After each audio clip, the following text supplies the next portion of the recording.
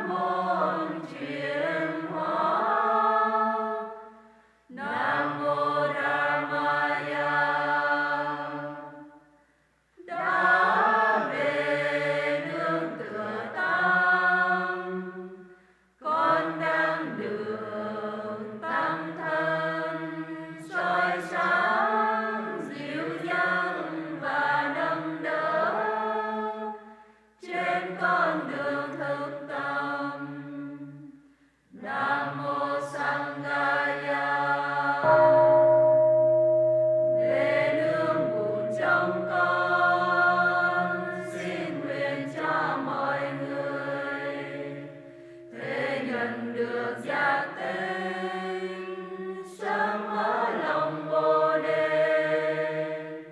Nam mô Buddhaya. Về đường pháp trong con xin nguyện cho mọi người nắm vững các pháp môn cùng lên đường chuyển hóa. Nam mô Dhammaya. Về đường tăng trong con xin nguyện cho mọi người xây dựng nên bốn chúng nhiếp hóa được muôn loài. Nam mô Sanghaya. Buddhang saranam gacchami. Dhammang saranam gacchami. Sanghang saranam gacchami.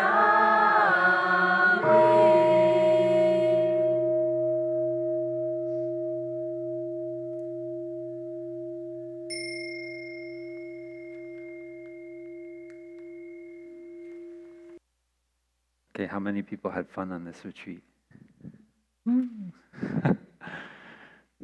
Did everybody, how many of you went up the mountain? All of, almost everyone. Excellent. How many of you went up the mountain on lazy day? Excellent.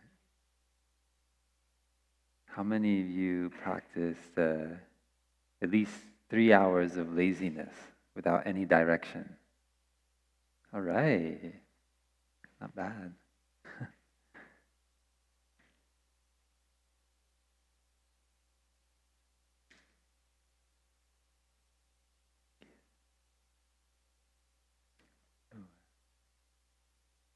It was so cozy last night to sit right outside the hall. I can't remember us doing that before. Probably we have, but it's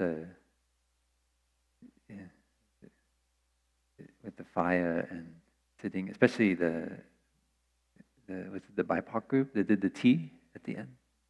That was so nice just to sit and suddenly it's like we're reflecting back on the Sangha.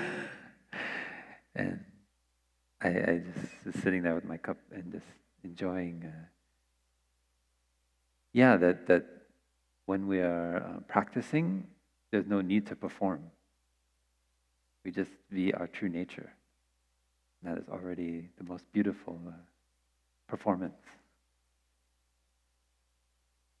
So Sister August Moon will invite the 3 sounds of the bell for us to start.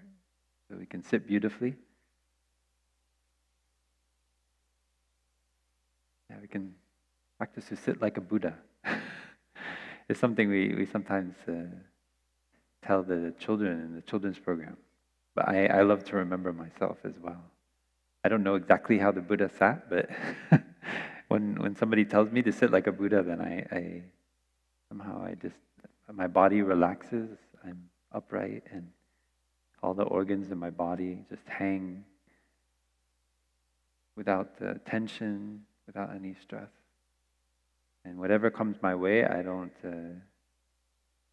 let my thoughts run away into anxiety and fear. Just allow it to happen. Just like the mountain sitting there. It doesn't run away when there's a violent storm. It just sits. It weathers the storm. It keeps its true nature.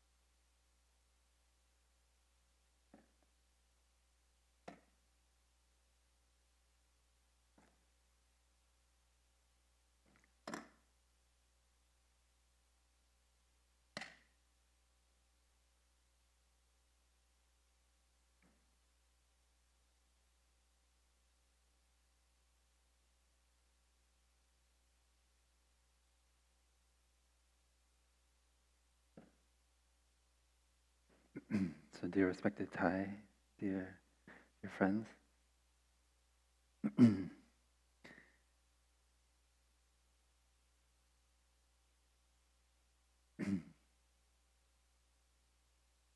wanted to talk a little bit about, today is May 5th, or May 3rd, the year 2025, and we're in the last day of the Wake Up Retreat, You Have Enough. And I wanted to talk a little bit, my name is Brother Phap, Brother Stream, and I live here at Deer Park.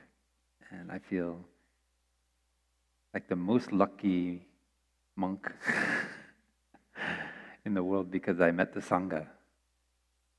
And somehow I had the good conditions to stick to the Sangha until now.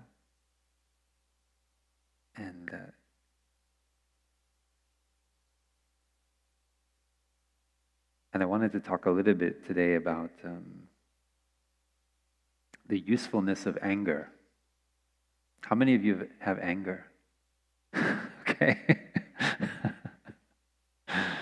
If you didn't raise your hand, then I want to talk to you after this. Yeah. Somehow we were sitting on the mountain the other day, and somebody was quoting Thay and saying like anger is not a useful emotion. And I thought, have they really listened to Thay? So I thought maybe that's a good topic for a Dharma talk. What is the usefulness of anger? And not only anger, but all these emotions that are so difficult, like anxiety. Anybody experience anxiety? Yeah. Seems like this is the anxiety generation.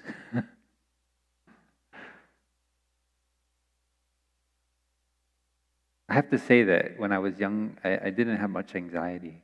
A little bit, but I didn't have as much sensory input as I think all of you growing up now in your 20s and 30s. You kind of, what did you say, digital natives? Is that the term? Something like that? Does anybody here remember the world without the internet? Okay, great, wonderful. And you're still under 35?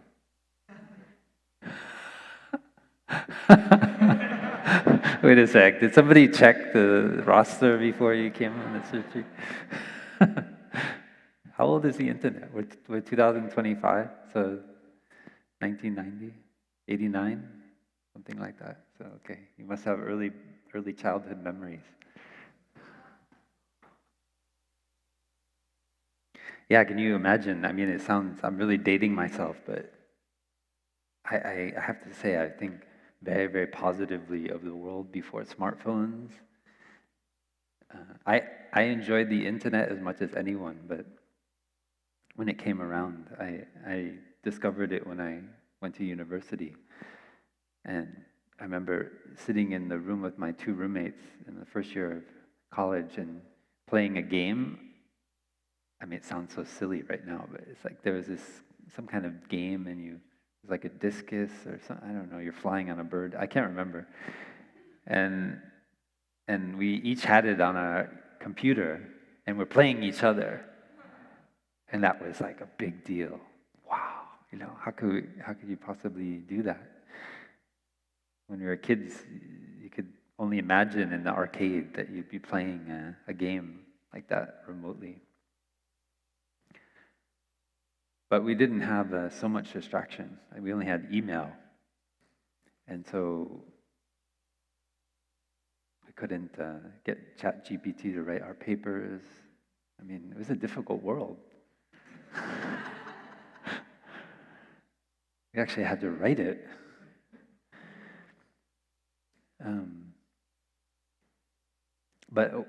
So sometimes I had an anxiety in my relationships, especially romantic relationships. But I can say that I didn't have much stress or anxiety about my future, about the planet. maybe I was entitled, privileged, probably. But I had good friends, and I had a good situation, and I just like simple things. I didn't need a lot, just having a good group of friends and be able to go out and spend time in nature. And that brought me a lot of happiness. I learned that from my father, especially, who spent almost all his free time going hiking and taking me on hikes in our family. So I'm very grateful as well to my grandfather, who loved being in nature as well. And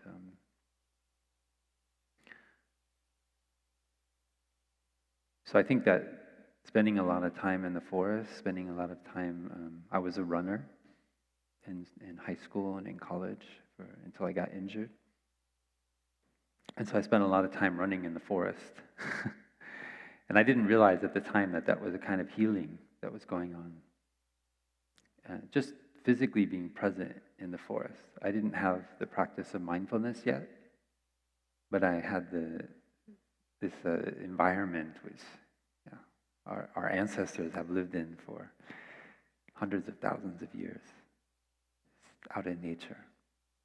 And I didn't really put it in words, but I just felt good when I was out in the forest, when I was out running. And somehow my feet just found the place where to land. It's quite magical.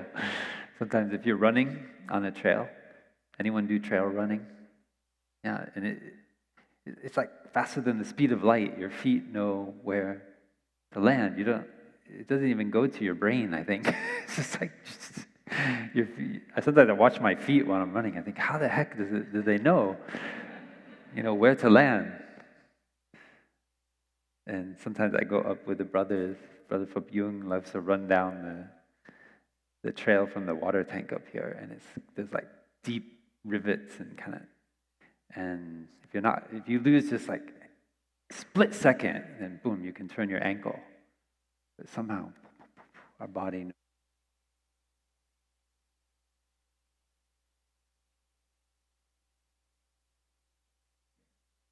I don't know what happened. Oh, there we go. And we're back.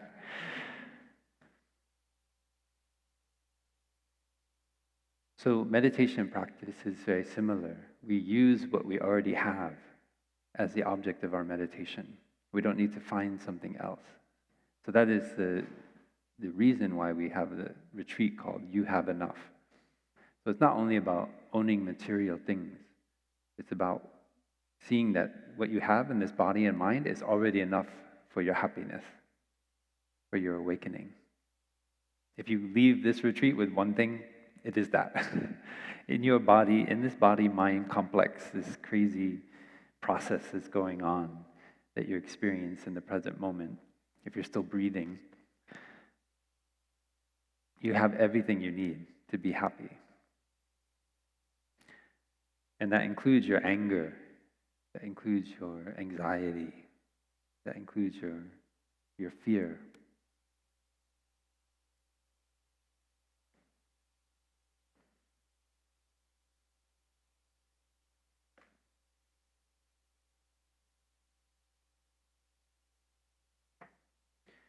So we often use this model of the mind that talks about different levels of consciousness, or we could more precisely say different transformations of consciousness. So consciousness is there, but it takes different forms. And we try to teach a way of understanding consciousness that helps us to transform suffering, to see difficult emotions as they arise and transform them. The Buddha said, I only teach one thing, suffering and the cessation of suffering. The cessation of suffering, it means the transformation of suffering. And our anger is part of our suffering. So we talk about the mind having this kind of store, like a storehouse, where all the seeds of our emotions lie. So there's seeds like anger and jealousy. There's seeds like compassion, understanding, mindfulness. The nature of the store is that it is all the seeds. And when we talk about seeds, it's like latent potentialities. So we might not be experiencing anger right now, but we have the potential. Nobody would, for a moment, think you don't have the potential to get angry. So that it's not more complicated than that. You don't have to like worry, oh, store consciousness, what is that? Some complex Buddhist psychology term. It just means that it's just common sense, right? You're not angry now, but you have the potential to get angry. You have the memory of being angry in the past. So store consciousness is a way of talking about those potentialities. And what we experience in the present moment is what we call mind consciousness up here.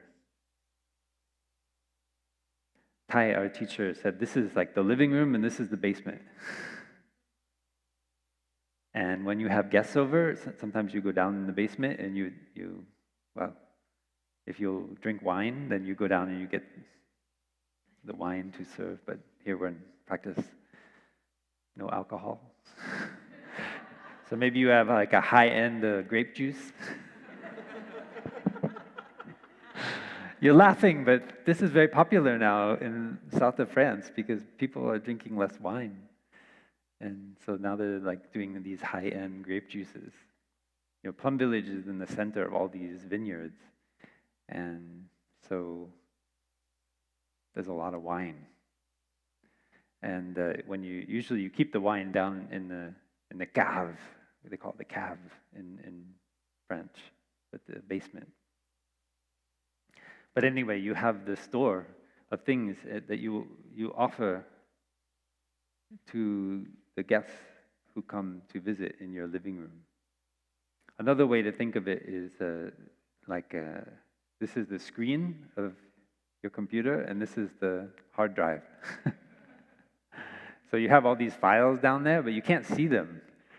Maybe you look at the Finder or Windows Explorer or whatever, and you see like, oh, okay. Sorry, I don't know what you use, but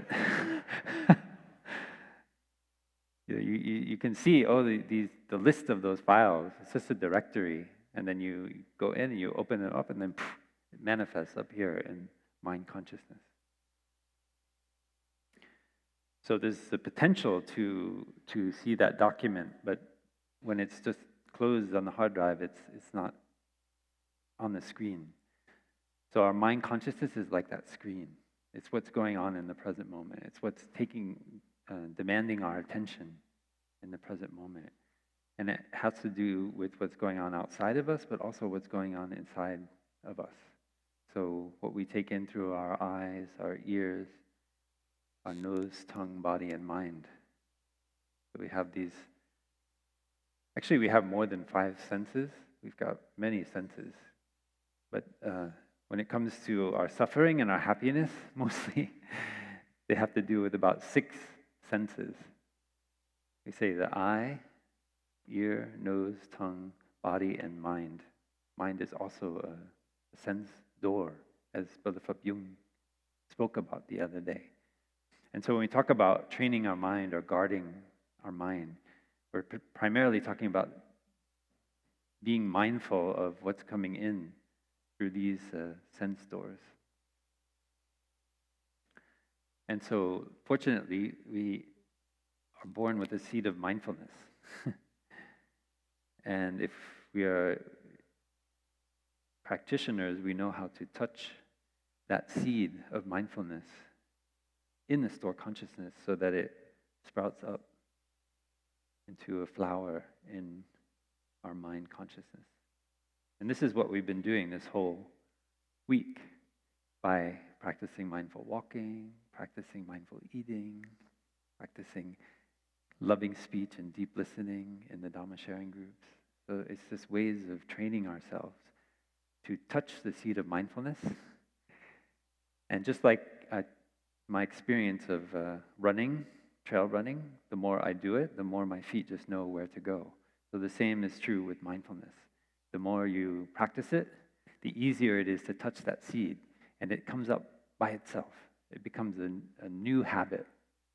And when strong emotions like anger and fear and jealousy get touched by things that come in through our ears, through our eyes, things that we hear, things that we read in the news, when that seed of fear or anger is touched, then we know right away to bring up the seed of mindfulness, to embrace that difficult emotion. That is the basic practice. But it's easier said than done, right? Because we are conditioned to be triggered, right, by different stimuli. And so some of us have trauma. Most of us have some form of trauma. We were frightened as a child. Maybe we were abused. Maybe we've seen somebody be killed. Some of our brothers hold that trauma. And so the quality of the seeds, although we all have them, all of these seeds, might be slightly stronger or weaker in one person or the other. And that happens through what we call perfuming. It's kind of like fragrance that we through the actions that we undergo, that whatever we do, whatever we think, whatever we say, whatever we do, act through our body, it has an effect on the seeds in our store consciousness. It perfumes, we say, those seeds. It's kind of metaphor. So they have the flavor. So when you act out of jealousy, that seed of jealousy becomes stronger in your store consciousness. You might think you're justified. Somebody did you wrong. Somebody who betrayed you. And you feel, I'm justified to act out of jealousy. And that is at the level of thinking. You think it's only fair. So sometimes I say in the monastery, fair is a 4-letter word. Yeah, and that's very difficult to receive. But if you really want to be happy, you have to look at what your ideas and your concepts and be able to let go.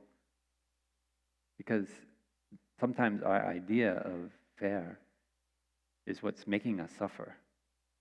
Because actually, we all have different qualities of seeds in our consciousness, and what helps one person might not help the other.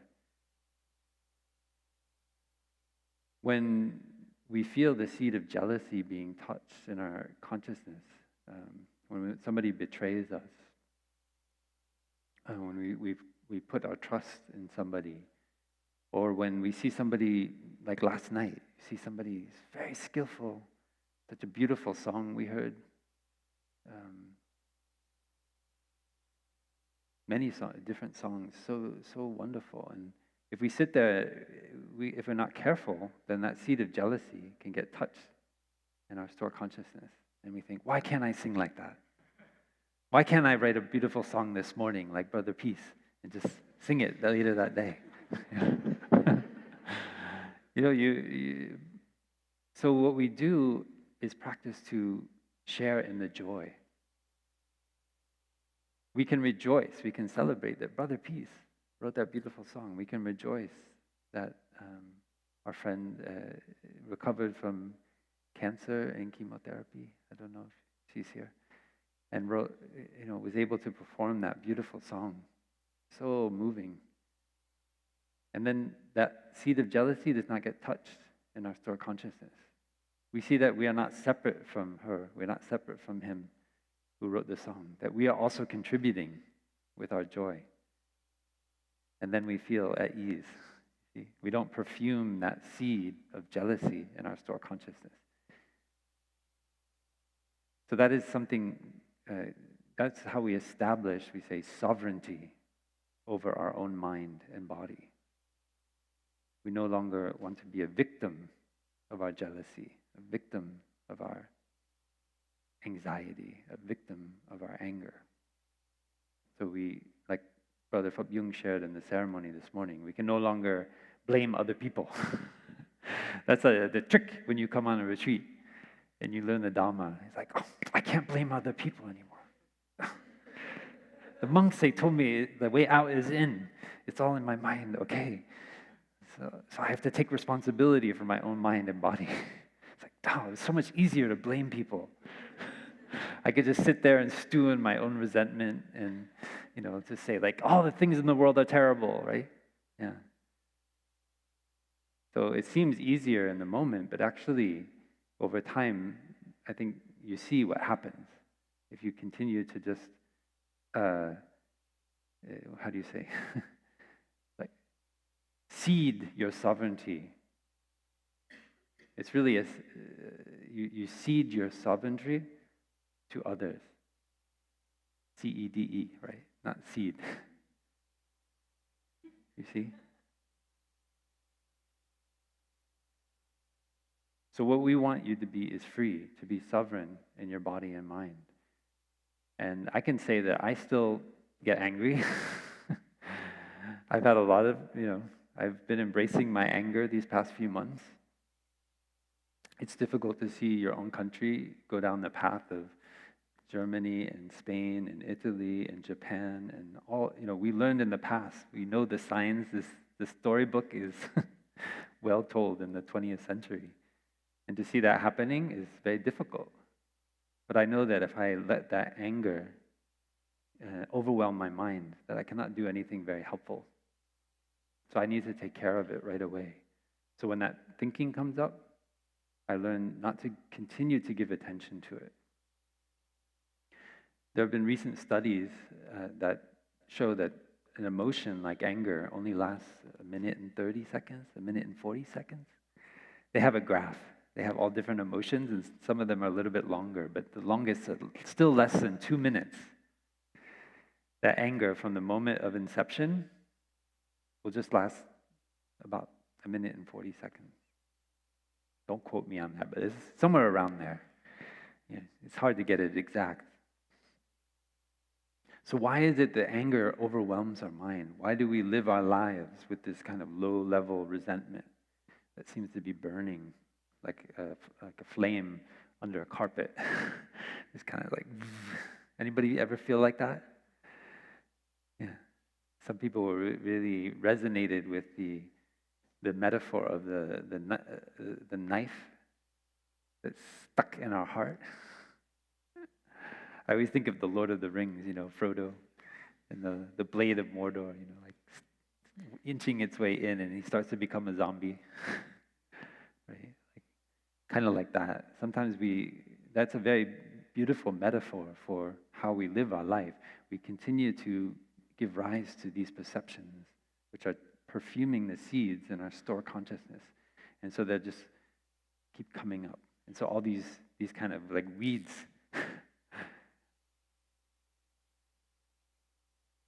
they're coming up all over, and they just kind of take over at a low level, and they color, and they, like we're wearing rose-hued glasses. They tint the way we observe the world. And so we react in these kind of automatic ways, very predictable ways. And so we're not free. We become imprisoned by this kind of massive vines and weeds which have kind of taken over at a low level our mind consciousness. So that can seem so painful and hurtful. We think, I just want to get rid of my anger. I want to get rid of my resentment. But it turns out that doesn't work very well. I've tried it doesn't work. I just say, okay, I'll become a monk. I just leave my anger behind. I leave my jealousy. La la la la la. I just go mindful walking, mindful eating, play with the Sangha. It's wonderful. Isn't it a wonderful world?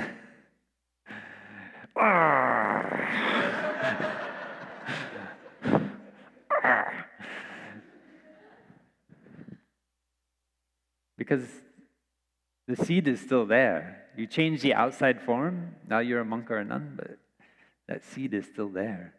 And those, now you're not in a romantic relationship, you're not in, you don't have to pay your taxes. You don't have to worry about like medical care and all these things, or how you're going to pay the mortgage on your house. But then you start to feel jealous because that brother gets to be Thay's attendant, and you don't have a chance to be Thay's attendant. That's our teacher. We used to attend. It used to be quite an honor to attend our teacher, and you might look at a brother who is very good at doing it and say, "Oh, I wish I could do that. I wish I could spend more time with Thay." Then people will respect me later on. They'll say, "Oh, I spent a lot of time with Zen Master Thich Nhat Hanh," and then they'll listen to me. You have ideas like that. It's kind of like so. Even as a monastic, we can start to have these kind of thinking. Or somebody gets a lot of lay friends coming and asking them questions, like, how do I practice the Dhamma? And then nobody comes and asks you. Why don't they ask me? Do they not like me? Do they think, am I not very profound? Maybe I should use bigger words. Maybe I should get what do you call it? Like a coach. Maybe I need an executive coach as a monk to give better Dharma talks. That's it. So even as a monastic, we can have these kind of inferiority complexes. And we think, oh, why am I not so joyful like she is all the time? Why am I not so fresh, so present as that sister? Why can I not be so kind? And you feel jealous because somebody is so kind. It's very strange, but it happens. I can attest. I've gone through all of those. I'm not putting it on other people. These are things that come up for me as well. So what do we do with this whole mass? Even if we've changed the form, okay, we've gone, maybe we haven't become a monastic, but we've made the commitment. Okay, so I want to do action wake up. I'm going to spend 15 months in the monastery, get total enlightenment. But somehow we get here and we just suffer even more. Many people come on retreat. How many people suffered more here than they did outside? Be honest. Yeah. There's a lot of stuff that comes up when you come up in a group of new people. And a lot of the judgments, stuff that we think is just out there, it's also in here. Things about race, things about class, about privilege, judgments that we feel are imposed on us. And our difficult relationships, when our body relaxes, when we are in a space where we feel safe, it's a natural response of the body to allow those more difficult obstacles, those challenges in our relationships with our parents, in our family, to actually see the light of day. We may have conditioned ourselves in our workplace in order to get by, to kind of push those things down, to just cover over them. We come home, we open the fridge. We feel a little bit of sadness or loneliness. You open the fridge, right? Anybody do that? Yeah, it's normal. It's like, okay, let's fill that void with potato chips. It doesn't work very well, but somehow we keep doing it. You want to somehow fill that empty space. So in the monastery, we actually, Thay encourages his monastic students to practice fasting once a year, so we can look at our hunger and not be afraid of it. And I think that's a training which goes for all of our emotions, our difficult emotions, like anger and jealousy. We need to have a kind of courage to be able to look at those difficult emotions. Otherwise, they will and acknowledge them. I know you are there, my anger. I know you are there, my jealousy. So Thay taught us a very simple series of steps. First, we have to stop. So with the bell, we stop. Even you want to keep going with that conversation, even anybody feel annoyed when the bell is invited? No? You like it? That's great. I get annoyed. I'm doing something. I want to keep doing it. I mean, not all the time, but sometimes. And so, recently we have a bell in the brother's office, where we use the computer, and it's very helpful because when you're on the computer doing work, it's the time when your mind is zzz. So every 15 minutes we have these Westminster chimes, just like in the dining hall, and we stop and come back to our breathing. But I don't know why, 5 or 6 times the past 6 months, I come back to the office and it's shut off. Somebody shut off the clock.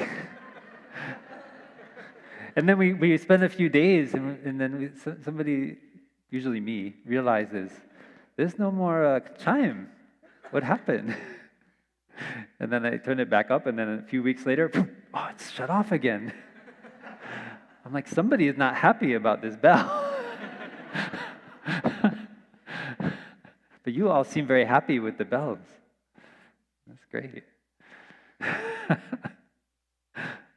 So we thought, I took a brother down the other day, and we thought, okay, let's find a more pleasant sounding bell. Maybe it's the sound of the bell people don't like, because it's one of those digital ones. We find like an old mechanical one. But we'll see.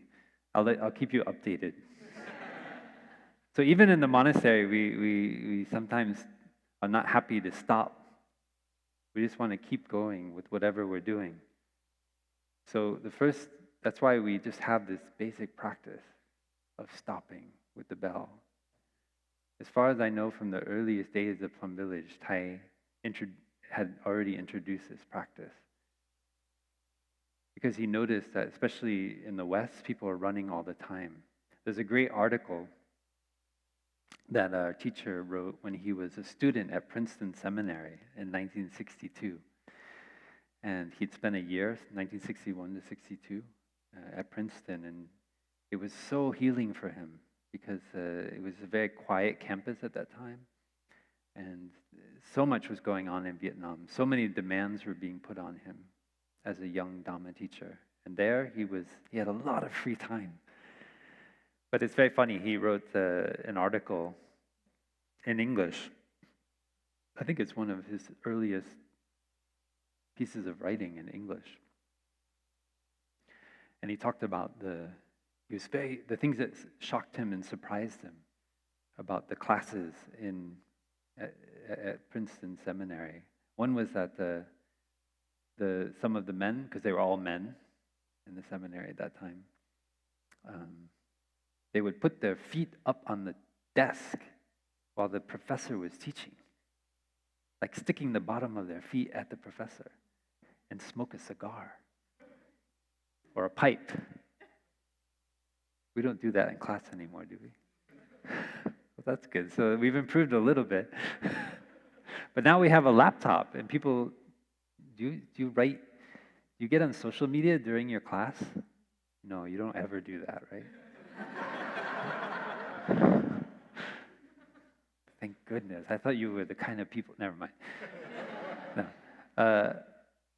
Yeah, and the other thing was that he noticed that the students would run up and down the stairs, sometimes jumping 2 or 3 steps at the same time.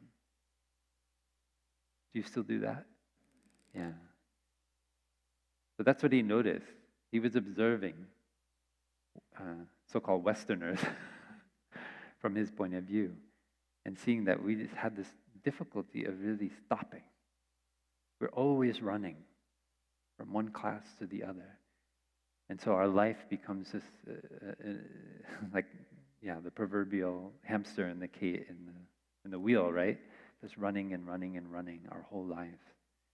So the first thing we need to do is to stop and look. So we stop, and then we practice to recognize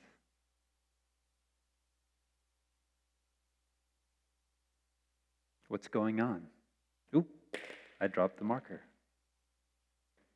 See, I have to recognize that. If I don't recognize it, I'll just try to like, oh, you guys didn't see that. I didn't. But no. So we don't try to hide from ourselves our own emotions. You see, no, this is anger, this is jealousy, this is hatred. It's very normal to have those seeds. That's part of being human. They serve a purpose. They're not just extra. Our anger is to help protect us. When we see somebody doing something violent or hurtful to those who we love, or to threatening our own safety, those feelings like hatred as well, is to protect us. But when they take over and the hatred becomes nonstop, day in and day out, kind of low-level resentment, then it's quite damaging for our health and our well-being. So we have like conditioned our perceptions, our anger, to be this kind of perpetual, ongoing emotion. And if we are kind of addicted to reading the news, it can be like that. It's just like, okay, here's recharging the anger. Let me open up my web browser and just get some more of the nourishment through my eyes that's going to perfume that, touch that seed of anger and have it nourished. It becomes what's normal. So what we try to create here is an experience of non-anger, an experience of non-jealousy. So you can touch it, because when the anger becomes normal, you forget sometimes that there is a possibility of being free from that anger. And so this whole experience of being on retreat is to have you touch that, to touch this joy that is not based in your, that's free from that anger, to feel light, to have a lazy day and just enjoy walking in the mountain. Just like laugh so your belly hurts at whatever the monk does. Or we're very happy if you laugh at us because that means that you're not caught in your too serious. What's going on in the world is very serious, but if we want to really embrace it, we have to be able to laugh. And I also have to train myself in this because I also have that nature. I do feel some worry, if I'm honest, about what's going on right now. But every moment I take refuge in my community of practice. Every moment I take refuge in the Buddha, the Dhamma, and the Sangha, like we heard in the chant today. I learn to touch my own awakened nature. I know about how to practice embracing suffering and transforming it. That's the Dhamma. And the Sangha is my community. So I show up. And if you ask the brothers and sisters here, one thing I can do is I can show up for activities. I'm not always like as fresh as I would like to be, and sometimes I have some hurt. But I knew from the beginning on my path as a monk that I could do this. I could show up for sitting meditation and just sit there, even if I'm angry, even if I'm upset about something. But I can do that. I can show up for the activities of the Sangha. And so that's my active embracing practice, taking refuge in the Sangha, just showing up. I better put the cap on this. Maybe we can listen to a sound of the bell. Take a moment to come back to our breathing. Just stop and recognize what is there in our mind consciousness.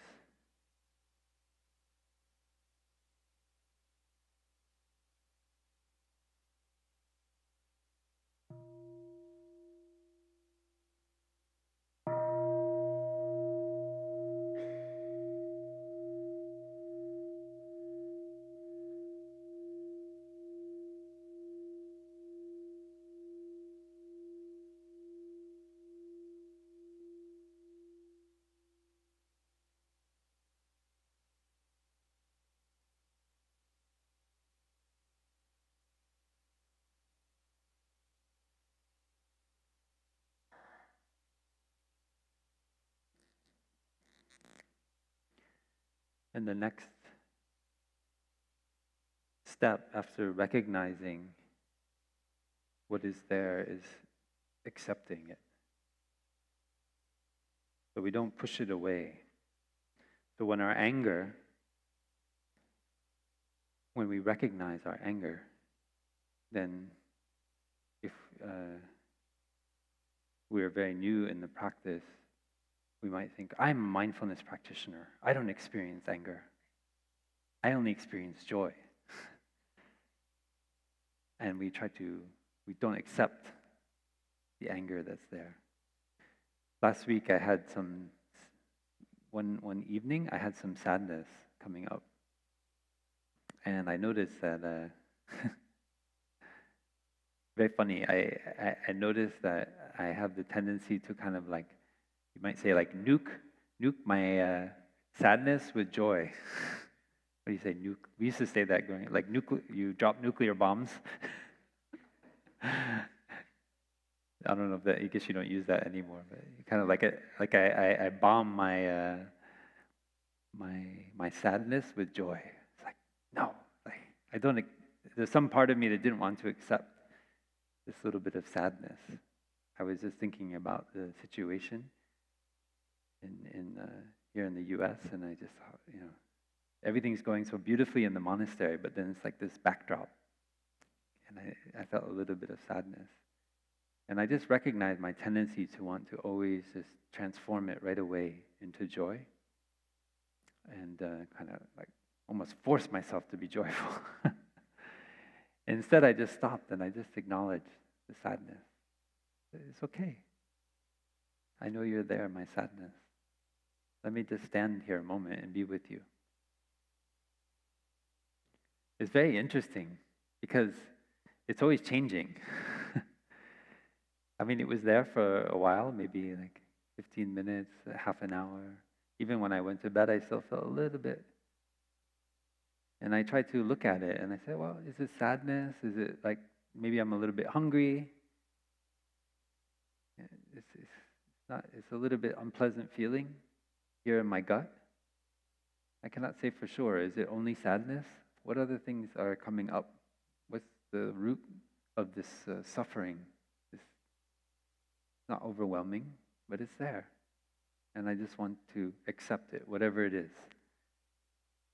In that moment, I call it sadness. So that's it. I allow the sadness to be within the realm of my mind. I don't try to push it away. And then I let my whole body become very gentle. So not tense. When we get angry, our body tends to become very tense. We are preparing ourselves to be attacked. And so that tension is what causes stress over and over.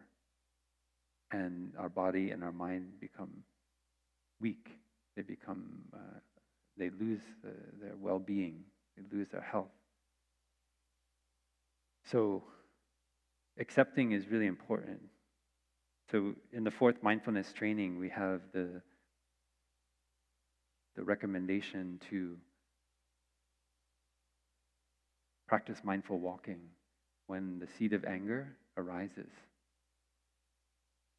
As a mindfulness practitioner, you have the right to remove yourself from a situation when you notice the seed of anger coming up in your mind consciousness. It's better to excuse yourself and not act out of that anger, even if it makes it a bit awkward socially. Certainly in the monastery, we understand that we have that right at any moment. If the anger is coming up, that we can remove ourselves as practicing walking meditation on our own until the seed of anger can go back down again. And then we can come back into the situation. So that is a training in the fourth mindfulness training on loving speech and deep listening. And that is true for other strong emotions like jealousy, anxiety. We have the right to take even just a minute or two. You can, if you're at work, you can excuse yourself to go to the bathroom. That's one that many people use. And if you need to take a moment, you just sit on the toilet. And I promise, nobody will bother you. You just sit there and you just practice, instead of, you don't have to go, you have a different kind of something that's being expulsed from your body. Right? It's not actually being exposed, it's being transformed. Right? You have this like, blah. You want to like poop on somebody, right? Through your mouth. You know, I mean, if you study evolution, actually the mouth and the anus are very connected, right? Of course.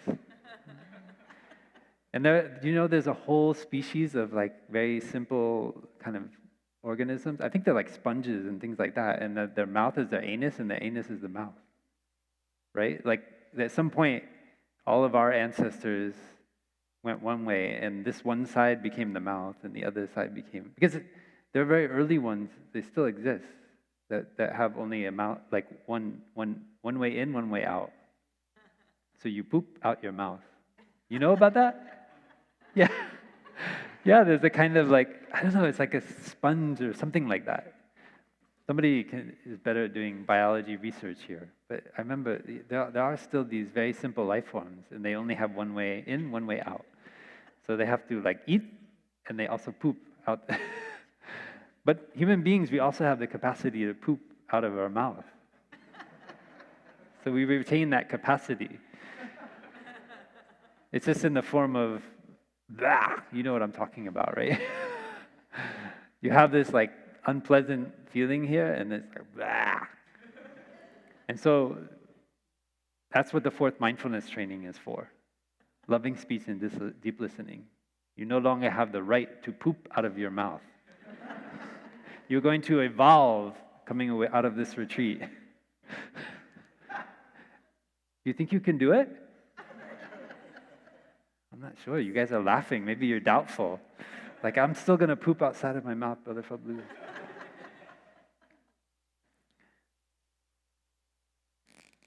So accepting the anger is key to not continuing to act out of anger. So you accept it, you recognize it, you call it by its true names, you accept it. And then the next is embracing.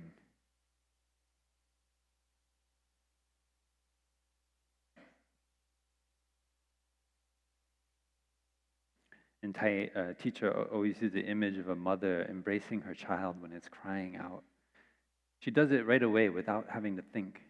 When she hears a child crying, then she holds it to her chest, and the baby, maybe it stops crying, but at least she's able to understand better the source of the suffering. Does my child need food?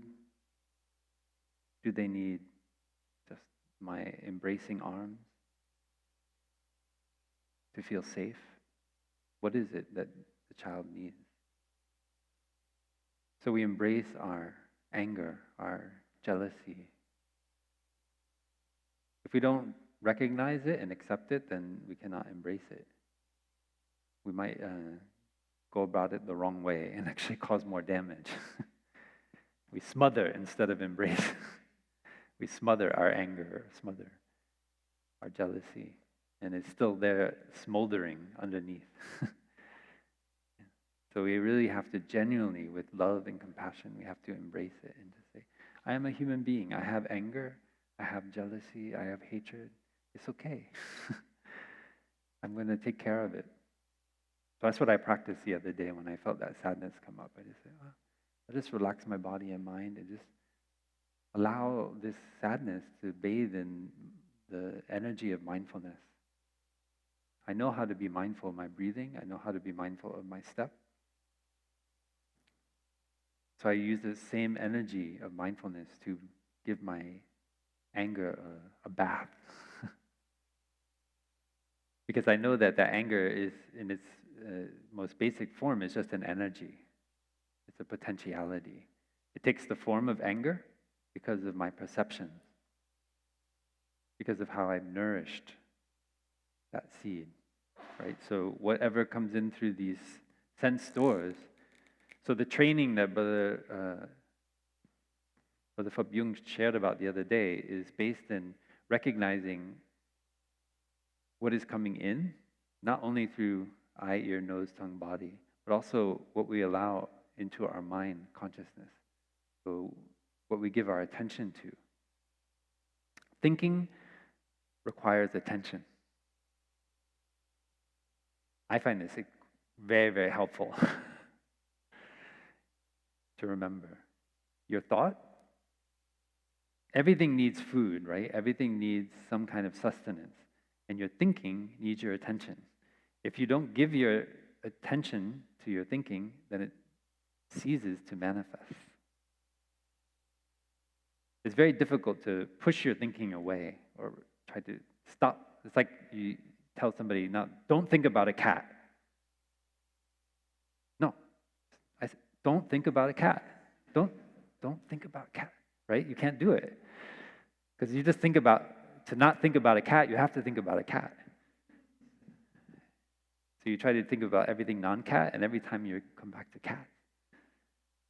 So it doesn't work to just try to do the opposite, right? That's what we call dualistic mind. Your mind has a tendency to think two things, and you want this one, and you push the other one away. Whatever it is, black, white, up, down, left, right, all these things, birth, death, they're just opposites, and they just fit in this kind of dual mind, whatever they happen to be. And language is very dualistic, so it's not easy to, you have to be very skillful with words to be able to teach the Dhamma without getting caught in this dualism. And ultimately, we have to experience it for ourselves, right? It's not about teaching only. We say to teach the Dhamma is like just pointing towards the moon. But if you get obsessed about my finger, then you miss the point entirely. The point is to look at the moon, not to look at my finger. So as a Dhamma teacher, the point is not, oh, I'm a great Dhamma teacher, or, you focus on the teacher, but it's more looking within yourself. What does the experience of awakening feel like? We say, what is the taste of Zen?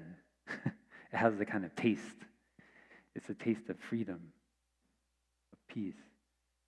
And so understanding and embracing the strong, difficult emotions, you feel right away peace. You feel a release. You feel kind of freedom. Just by recognizing, accepting, and embracing that emotion. And then you practice looking deeply.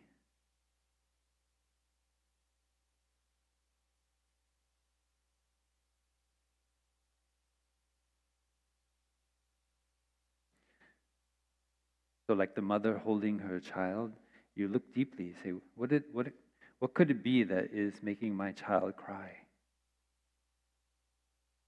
So what is the source of my anger? What is the source of my jealousy? You look, and I cannot tell you what it is. It's for you to find out. You have to observe your own mind. That's why Thay said the way out is in. So if you feel trapped in prison by your anger, you need to look deeply into it. And if it's overwhelming you, first you have to stop. Come back to your breathing. Recognize the emotion. Accept that it's there. Don't stop trying to push it away. Embrace it fully. It's part of you. It's there for a reason. It's trying to tell you something. So your anger is incredibly useful. Incredibly useful. It is the source of happiness.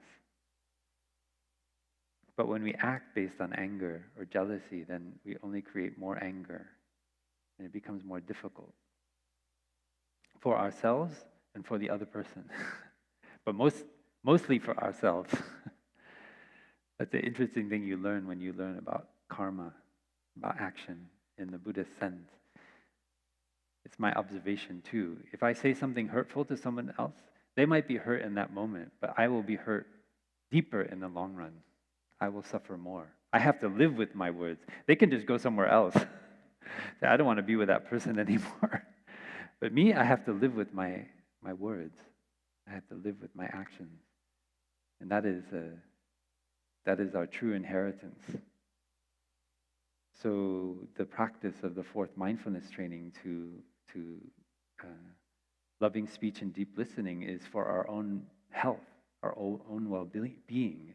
It's not only to make people happy around us. I mean, it's nice if people around us are more happy, but it's primarily actually for our own happiness that we do this. When we're able to understand what is the source of our anger, what is feeding our anger, what in our perceptions, our way of looking at the world is feeding that anger, then we're able to cut off the source of nutriment. We no longer continue to habitually feed our anger with that stimulus, whether it's reading the news, whether it's but it doesn't mean we are not informed, right? We don't know and recognize what's going on around us. We allow mindfulness to be like a guard or a sentry at our sense stores. So if you are reading the news, you bring mindfulness up to embrace right away what you're taking in. You don't let yourself be carried away by the emotion. You recognize right away, this is painful, this is hurtful, this is suffering. These horrible things that is happening in the world, and there are many that are going on right now. And you recognize how that's perfuming the seed of anger in your consciousness. That's what mindfulness helps you to do. And then okay, I can take that much. And you don't allow that information to go into the store consciousness and perfume the seed of anger. You recognize that will make me very angry. And so you get the warning, so you know what to do and what not to do. But you don't let the seed of anger be touched and overwhelmed and take over your consciousness. You maintain your joy, your freshness, in order to be able to do something helpful. If we're not healthy, happy, it's very difficult to help. If we don't have joy, stable happiness and joy, very difficult to help anyone. If we cannot help ourselves, we can't help others. So these practices of stopping, recognizing, accepting, embracing, and looking deeply, they're primarily for our own happiness. And they have the side effect that they help others too, because we are not separate, we inter-are. And that is the insight. We get the insight.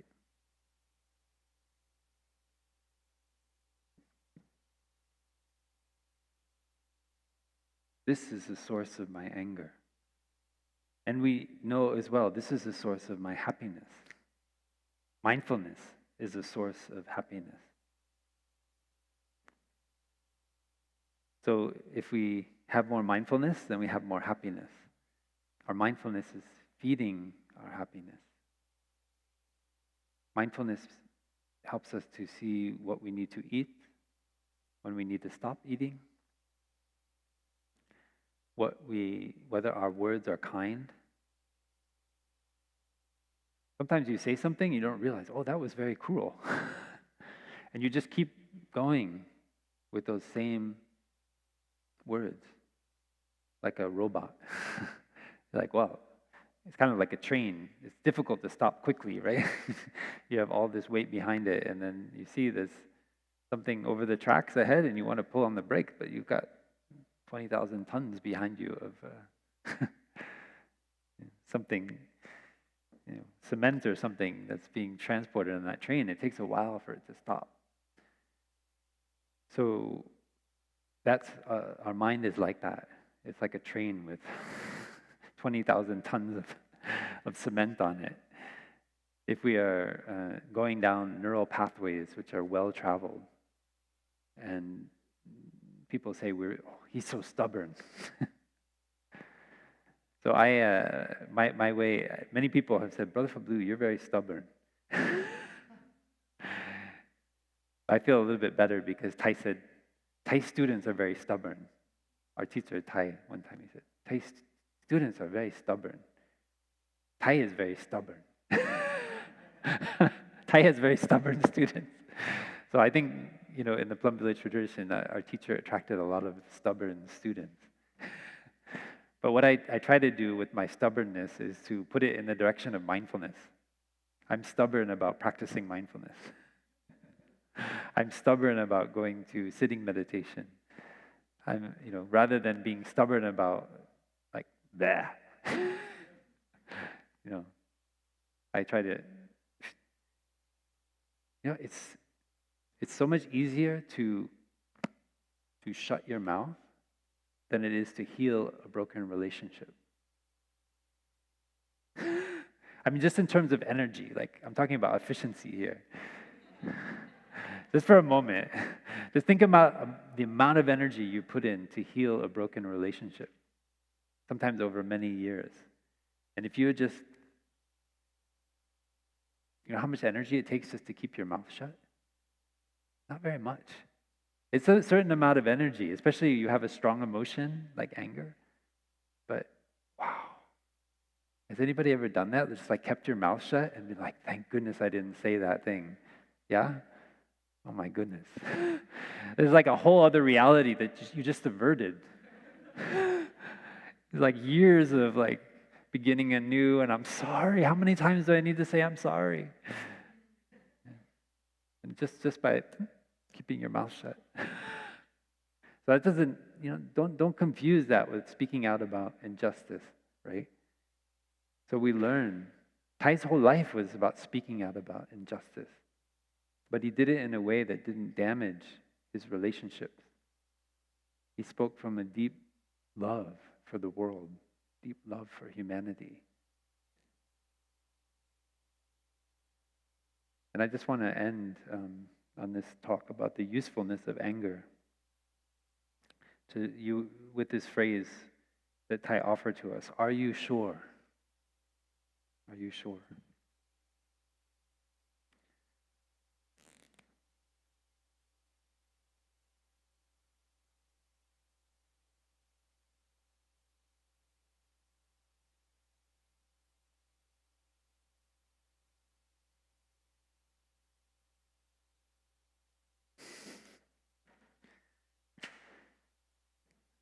This is why I find it so much easier to keep my mouth shut.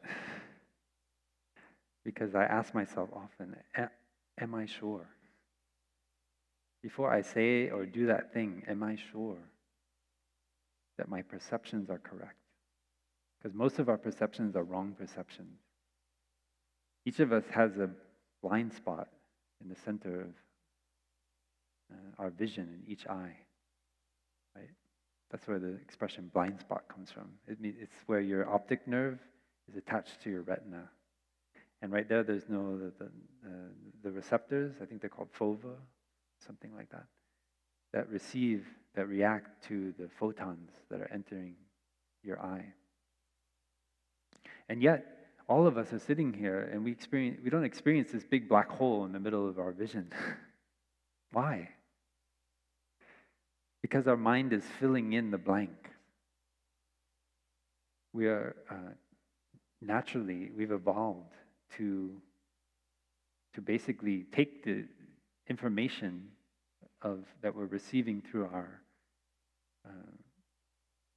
optic nerve, and we fill in the blank so that with information from our other eye, and with just the colors and the memories of just having moved our eyes across a scene, we're filling in the blank so that our experience of vision is whole, is without having this black spot in the middle of it.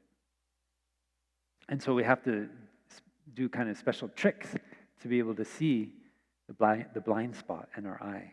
There's ways of, like, you cover an eye, and I forget how you do it, but you kind of look at this thing, and then suddenly you'll see that black space, that black hole in the middle of your vision. But generally speaking, our mind is contributing information to fill in the blank. And that's where most of our perceptions come from. It's the same mechanism. We see somebody say something or make a gesture, or maybe we look at them and they're frowning at us, and we think, why does she hate me? And then our mind goes, filling in the blank, all kinds of stories, all kinds of narratives. And then we're on our guard. Like, maybe she saw me talking to that guy. Maybe she likes that guy. Maybe, you see, your mind creates this story. Where did it come from?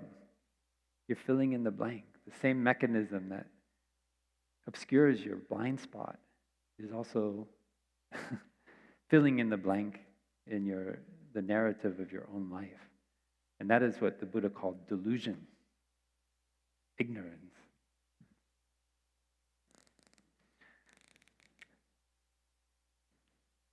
These three basic poisons: greed, hatred, and delusion.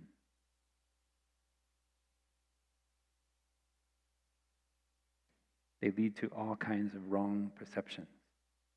Perceptions about ourselves and perceptions about others. And if we take those perceptions to be true, then we will suffer. And we will make others suffer. And as I said at the beginning of this talk, the Buddha was only concerned about one thing: suffering and the ending of suffering.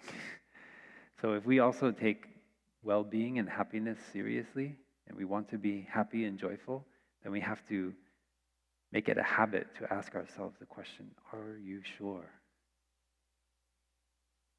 When you are sure about your perceptions, when you are sure that somebody did something to harm you, to betray you, to bring about your own suffering, ask yourself, are you sure?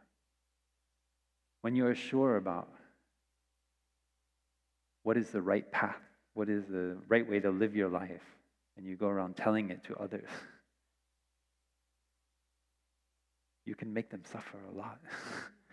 Even when I started to practice Buddhism, you could not get near me and not hear about the Noble Eightfold Path, Four Noble Truths, 7 Factors of Enlightenment. I just thought, well, I'll just teach the Dhamma to everybody. And people got so annoyed. I was like a Buddhist evangelist. And that's because I didn't have a true perception about the situation. I was so sure I was right that I annoyed everyone. Because I saw I was not very happy. But I was transforming my suffering in real time. But slowly over time, now I don't have to talk much about Noble Eightfold Path or Four Noble Truths or any of those things. I just feel lighter, I feel happier, I feel more joyful, I feel more at ease. And that is what is true, that's the true transmission. So whatever we think in our perceptions, that is just thinking. That is just at the level of concepts. And most of those concepts are just partially right at best, and mostly just outright wrong. If we could tap into all the perceptions that each of us has, just in this room right now, I'm pretty sure I would go crazy. And so why do we get so upset when just one person says something that doesn't agree with our view of the world and view of ourselves? Imagine all the other things they're thinking. Maybe that's one of the nicest things they had to say.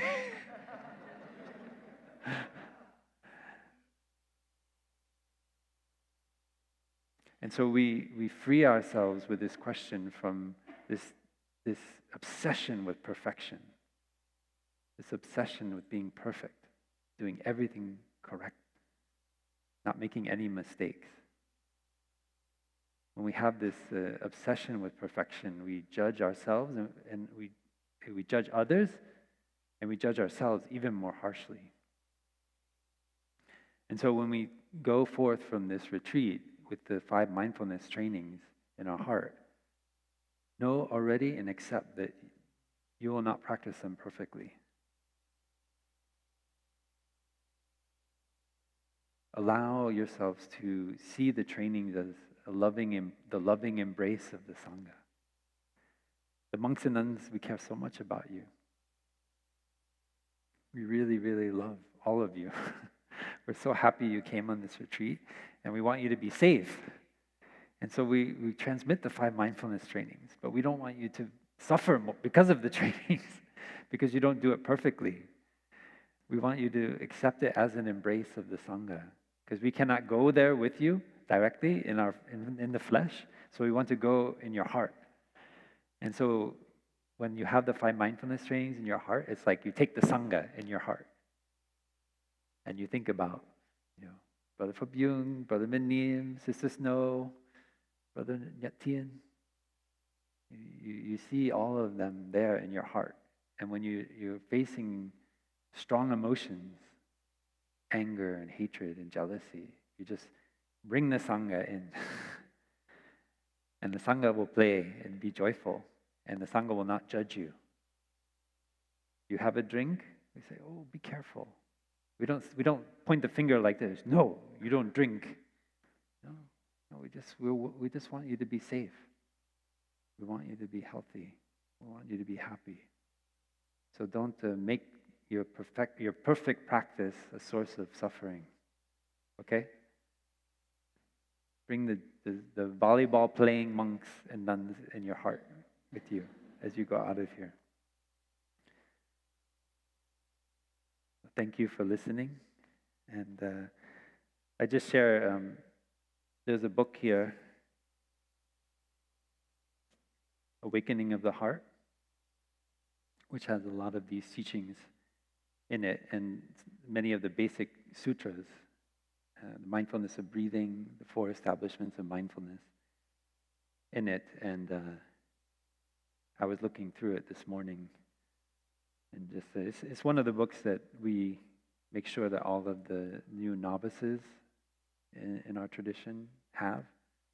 It's pretty much the most kind of compact, basic manual of the practice that we have. I mean, there's the Heart of the Buddha's Teachings as well, which covers the whole kind of gamut, but this is more focused on the basic practice of mindful breathing and the 4 establishments of mindfulness. And I was looking, yesterday somebody from Parallax sent us this video of the actor David Harbour from Stranger Things. And he said, they asked him, what are the 10 essential things that you cannot live without? And this was one of them, he said. He said, it's more like a shovel than a book. I don't know what he meant exactly by that, but I think he meant that it's more like a tool to help you to just breathe mindfully and to remind you to breathe. Anyway, maybe you can, if you haven't, I know because sometimes you go in the bookstore and you're like, which book should I buy? Okay, so the monk said, buy the shovel. Okay. We'll listen. We'll finish with 3 sounds of the bell.